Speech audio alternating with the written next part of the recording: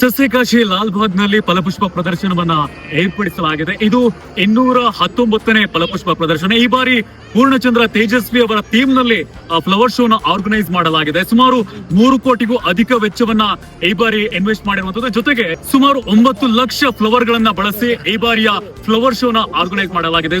15ನೇ ತಾರೀಕಿಂದ 26ನೇ ತಾರೀಕಿನ ತನಕನೂ ಕೂಡ ಫ್ಲವರ್ ಶೋನ ಹಮ್ಮಿಕೊಳ್ಳಲಾಗಿದೆ. ಸಾವಿರಾರು ಸಂಖ್ಯೆಯಲ್ಲೂ ಕೂಡ ಇಲ್ಲಿಗೆ ಹಲವಾರು ಜನ ಬರ್ತಾ ಇದ್ದಾರೆ.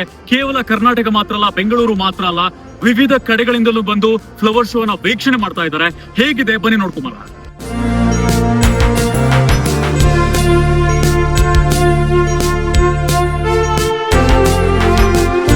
ಬಣ್ಣಗಳ ಕನಸು, ಸುಗಂಧದ ಹಬ್ಬ, ಲಾಲ್ಬಾಗ್ನಲ್ಲಿ ಅರಳಿದೆ ಸೌಂದರ್ಯದ ಲೋಕ. ಪ್ರಕೃತಿಯ ನಗು ಜೊತೆಗೆ ಪುಷ್ಪಗಳ ಸಂಭ್ರಮ ನೋಡಲು 2 ಕಣ್ಣು ಸಾಲದು. ಹೂವಿನ ಪ್ರತಿಯೊಂದು ರೇಖೆಯಲ್ಲೂ ಪ್ರಕೃತಿಯ ಅದ್ಭುತ ಕಲೆ ಇಲ್ಲಿ ಅಡಗಿದೆ.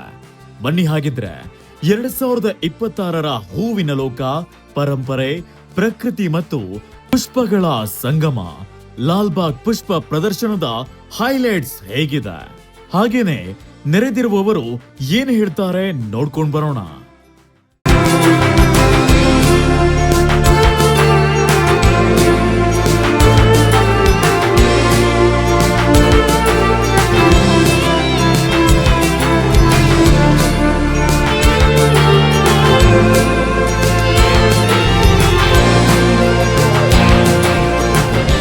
ಪೂರ್ಣಚಂದ್ರ ತೇಜಸ್ವಿ ಅವರ ಥೀಮ್ ಅಂತ ಹೇಳಿದಂತ ಸಂದರ್ಭದಲ್ಲಿ ಅವರು ಸಸ್ಯ ಪ್ರಿಯರಾಗಿದ್ರು, ಪ್ರಾಣಿ ಪ್ರಿಯರಾಗಿದ್ರು, ಪ್ರಕೃತಿ ಪ್ರಿಯರಾಗಿದ್ರು. ಹೀಗಾಗಿ ಯಾವ ರೀತಿಯಾಗಿ ಇಲ್ಲಿ ಪ್ರೆಸೆಂಟ್ ಮಾಡಿದ್ದಾರೆ ಬನ್ನಿ ನೋಡ್ಕೊಂಡ್ ಬರೋಣ.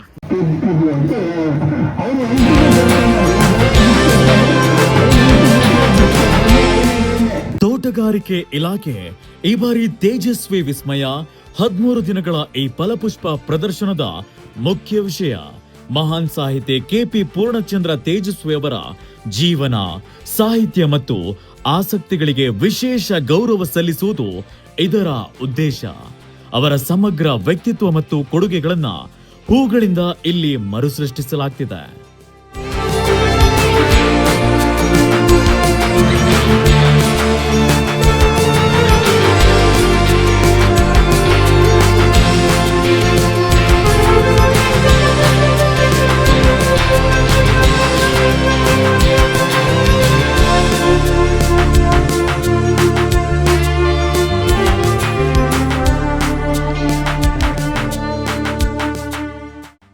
ತೇಜಸ್ವಿಯವರ ಕಾದಂಬರಿ ಕಥೆಗಳಲ್ಲಿ ಕಂಡುಬರುವ ಕಾಡಿನ ಮಾದರಿಯನ್ನ ಗಾಜಿನ ಮನೆಯಲ್ಲಿ ನಿರ್ಮಿಸಲಾಗಿದೆ.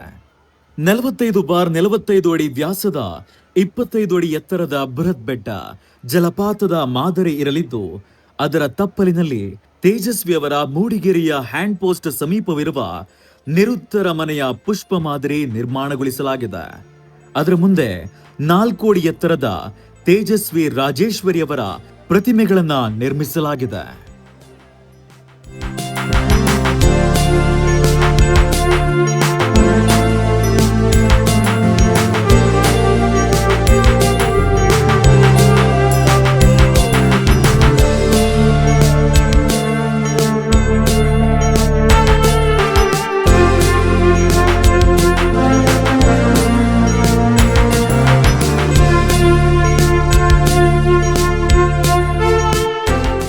ಇನ್ನೂರ 19ನೇ ಆವೃತ್ತಿಯ ಈ ಪುಷ್ಪ ಪ್ರದರ್ಶನವು ತೇಜಸ್ವಿಯವರ ಬರಹಗಳ ದಿನಗಳು, ಪ್ರಾಣಿ ಶಿಲ್ಪಗಳು, ಗ್ರಾಮೀಣ ಜೀವನ ಹಾಗೂ ಅರಣ್ಯಗಳನ್ನ ಹೂವಿನಲ್ಲಿ ಮರುಸೃಷ್ಟಿಸಲಾಗಿದೆ.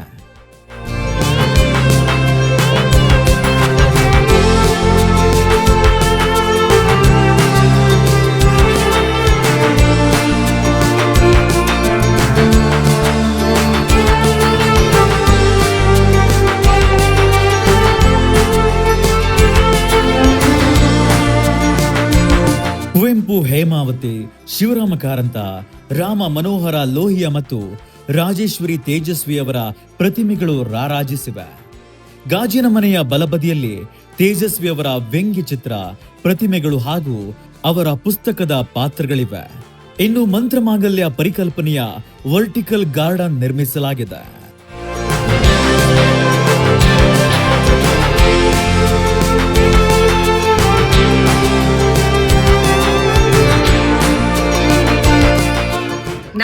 ಬೆಂಗಳೂರಿಂದ ಬಂದಿರೋದು. ಹಾ ಫ್ಲವರ್ ಶೋ ಎಂಟ್ರೆನ್ಸ್ ಇದ್ದು ನಾವು ಕೊನೆಯವರೆಗೆ ಲೇಕ್ ವರೆಗೆ ಹೋಗಿ ಬಂದ್ವಿ. ತುಂಬಾ ಚೆನ್ನಾಗಿದೆ. ಆಮೇಲೆ ಈ ಕಡೆ ರೌಂಡ್ ಹಾಕೊಂಡ್ ಬಂದ್ವಿ, ಬೆಟ್ಟದ ಮೇಲೆ ಹೋಗಿ ಬಂದಿದೆ. ಫಸ್ಟ್ ಟೈಮ್ ಬರ್ತಾ ಇರೋದಾ ಬಿಫೋರ್ ಬಂದಿದ್ರಾ? ಇಲ್ಲ, ಫಸ್ಟ್ ಟೈಮ್ ಬರ್ತೇವೆ. ಹೇಗ್ ಅನ್ಸ್ತಾ ಇದೆ ಇಷ್ಟೊಂದು ಕ್ರೌಡ್? ಚೆನ್ನಾಗಿದೆ. ಫ್ಲವರ್ಸ್ ಎಲ್ಲ ತುಂಬಾ ಆಸಮ್, ವೆರೈಟಿ ಆಫ್ ಫ್ಲವರ್ಸ್. ಅದು ಅಲ್ಲದೆ ಇದು ಮಾರಿಗೋಲ್ಡ್ ಅಂಡ್ ಸೇವಂತಿಗೆ ಫ್ಲವರ್ಸ್ ಎಲ್ಲ ತುಂಬಾ variety of colours and designs. I mean ಇದೆಲ್ಲ ಮಾಡಿರೋದು ಆಕೃತಿ ಡಿಸೈನ್ಸ್ ಎಲ್ಲ ತುಂಬಾ ಚೆನ್ನಾಗಿದೆ.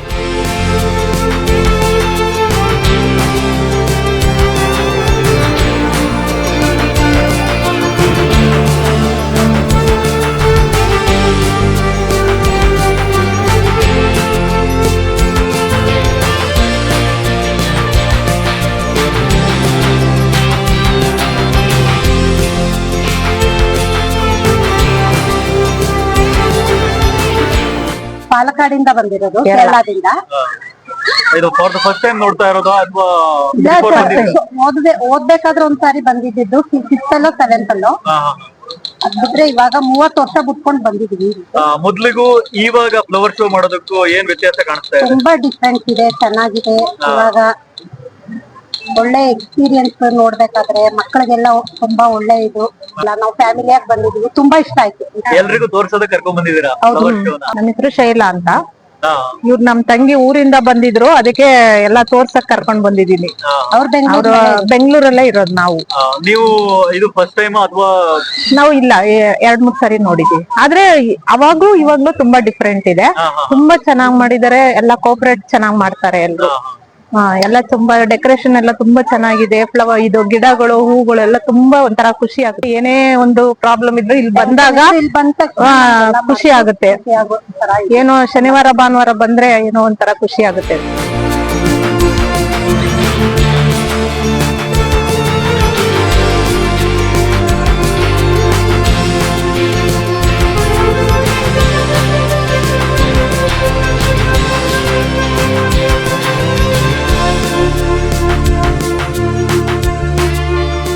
ಹೆಸರು? ರಾಜೇಶ್ ಅಂತ. ಎಲ್ಲಿಂದ ಬಂದಿರೋದು? ನಾವು ಬನಶಂಕರಿಂದ ಬರ್ತಿರೋದು. ಈ ಬಾರಿ ಫ್ಲವರ್ ಶೋ ನಲ್ಲಿ ಭಾಗಿಯಾಗಿದ್ದಾರೆ, ಹೇಗ ಅನ್ಸ್ತಾ ಇದೆ? ತುಂಬಾ ಚೆನ್ನಾಗಿ ಅನಿಸ್ತಾ ಇದೆ. ತುಂಬಾ ಫ್ಲವರ್ಸ್ ಎಲ್ಲ ಹಾಕಿದ್ದಾರೆ. ತುಂಬಾ ನೋಡಕ್ಕೆ ತುಂಬಾ ಮನಸ್ಸಿಗೆ ಆನಂದವಾಗುತ್ತೆ. ಎಲ್ಲರಿಗೂ ಬರ್ಬೇಕು, ಬಂದ್ ನೋಡ್ಕೊಂಡು ಹೋಗ್ಬೇಕಂತ ನಂದು ವಿನಂತಿ. ನನ್ನ ಹೆಸರು ಶ್ರುತಾ ಅಂತ. ತುಂಬಾ ಸರಿ ಬಂದಿದ್ದೀವಿ. ಈ ಸಲ ತುಂಬಾನೇ ಚೆನ್ನಾಗಿದೆ. ತುಂಬಾನೇ ಫ್ಲವರ್ಸ್ ಎಲ್ಲ ಚೆನ್ನಾಗಿದೆ. ಜನ ಬರ್ತಾ ಇದಾರೆ. ಆರ್ಗನೈಸ್ ಹೇಗ್ ಮಾಡಿದ್ದಾರೆ? ತುಂಬಾ ಚೆನ್ನಾಗಿ ಆರ್ಗನೈಸ್ ಮಾಡಿದ್ದಾರೆ. ನೋಡೋದಕ್ಕೆ ಆನಂದವಾಗಿದೆ. ಈ ಸತಿ ರೆಸ್ಪಾನ್ಸ್ ಚೆನ್ನಾಗಿದೆ. ಜನ ಬರ್ತಿದ್ದಾರೆ, ಅವೇರ್ನೆಸ್ ಕ್ರಿಯೇಟ್ ಆಗ್ತಿದೆ. ಪ್ರತಿಯೊಂದು ವೆರೈಟಿ ಆಫ್ ಪ್ರಾಡಕ್ಟ್ಸ್ ಇದೆ ಇಲ್ಲಿ. ಜನಕ್ಕೆ ಇಂಟ್ರೆಸ್ಟ್ ಇಂದ, ಕ್ಯೂರಿಯಾಸಿಟಿ ಇಂದ ನೋಡ್ತಿದ್ದಾರೆ ಸರ್.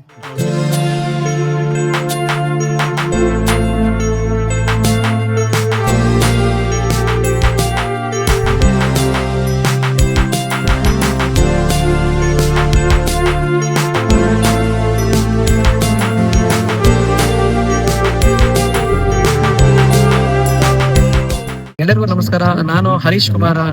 ಇವತ್ತು ಫ್ಲವರ್ ಶೋ ಅಂತ ನಡೀತಿದೆ ನಮ್ಮ ನಿಮ್ಮೆಲ್ಲರ ದೊಡ್ಡ ಒಂದು ಲಾಲ್ಬಾಗ್ ಅಲ್ಲಿ.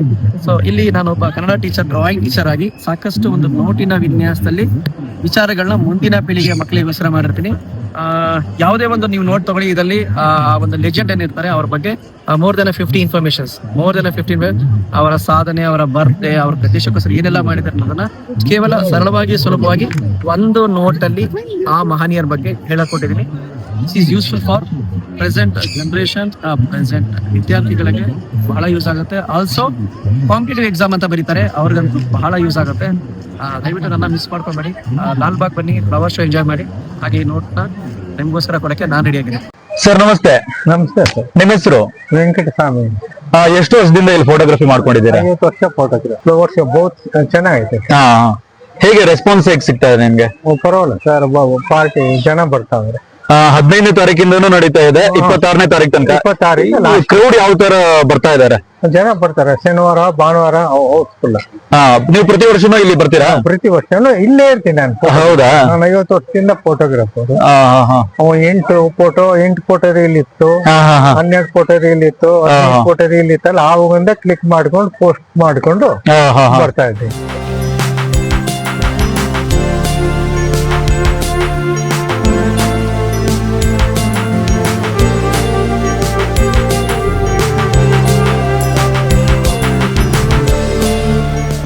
ಸಸ್ಯಕಾಶಿ ಲಾಲ್ಬಾಗ್ ನಲ್ಲಿ ಪೂರ್ಣಚಂದ್ರನೇ ಅನಾವರಣವಾಗಿದ್ದಾನೆ. ಕಂಪ್ಲೀಟ್ಲಿ ಪೂರ್ಣಚಂದ್ರ ತೇಜಸ್ವಿ ಅವರ ಥೀಮ್ ನಲ್ಲಿ ಈ ಬಾರಿ ಒಂದು ಫ್ಲವರ್ ಶೋನ ಆರ್ಗನೈಸ್ ಮಾಡಿರುವಂತದ್ದು.